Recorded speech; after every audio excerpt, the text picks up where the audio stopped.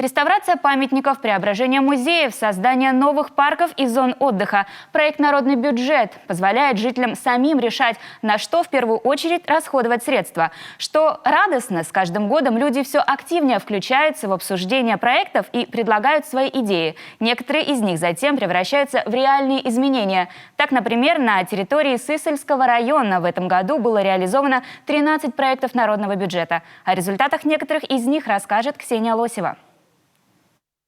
Вот так обелиск павшим воинам в селе Кунеп выглядел в начале лета. Он был построен еще в 70-м году силами сельчан, как дань памяти и уважения к землякам, участвовавшим в Великой Отечественной войне. С годами монумент заметно состарился, а территория вокруг и вовсе заросла травой. Привести место в порядок к 75-летию Победы решили тоже всем селом. Около 40 человек даже вложили свои собственные средства. На самом деле очень важно для людей. Вы за моей спиной наблюдаете очень много имен. Это люди, которые ушли на фронт с нашей территории, либо родились здесь, были призваны с других населенных пунктов. Все-таки это память. На сегодняшний день очень много потомков живет на нашей земле. Они помнят, они чтят тех людей, которые воевали за нашу родину. Самым сложным оказалось выкорчевать старые пни. Дальше дело пошло быстрее. Территорию расчистили от разросшихся кустарников, выровняли, а затем заложили новой плиткой. На площадке перед обелиском установили скамейки, урны и яркое освещение. Все работы успели завершить до первого снега. Осталось разместить на мемориале обновленные таблички с именами участников Великой Отечественной. Задуманное получилось осуществить благодаря проекту «Народный бюджет». За счет него в этом году удалось преобразиться и Музею истории и культуры Сысольского района в Визинге. Здесь восстановили фасад здания, отремонтировали и покрасили окна. Все наши работы, они привлекли очень большое внимание граждан. К нам на протяжении всех ремонтных работ поступали звонки, предложения, вопросы.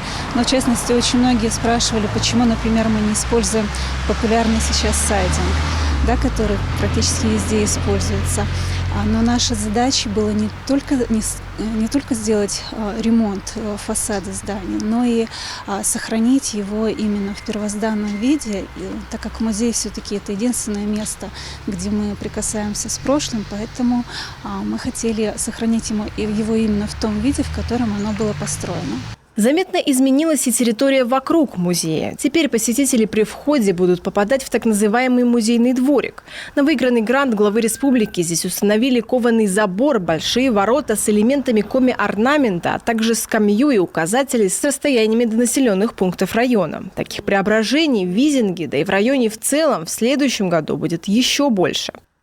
Народный бюджет стал уже повседневным событием нашей жизни. Если несколько лет назад это было нам новинку и браться было, наверное, немножко страшно, сегодня идет настоящая борьба за вхождение в перечень проектов народного бюджета. И увидели, что действительно с помощью этих проектов можно обустроить и дворовую свою территорию каким-то образом, можно обустроить проезд к своей территории, можно отремонтировать колодец, кладбище, водозаборные источники новые появляются в результате реализации, поэтому сегодня отношения у них позитивные. В этом году на территории района было реализовано 13 проектов народного бюджета. Для некоторых сельских поселений это был первый подобный опыт. И, как говорят здесь, он оказался вдохновляющим. Главы поселений, что очень важно, сами жители увидели в этом реальные возможности для решения проблемных вопросов на местах. И теперь не намерены останавливаться на достигнутом. На следующий год в районе уже подготовили 25 проектов. В феврале станет понятно, какие из них пройдут отбор, чтобы затем из инициатив на бумаге превратиться в реальные изменения. Ксения Лосева, Роман Боровиков, телеканал Юрган, Сысольский район.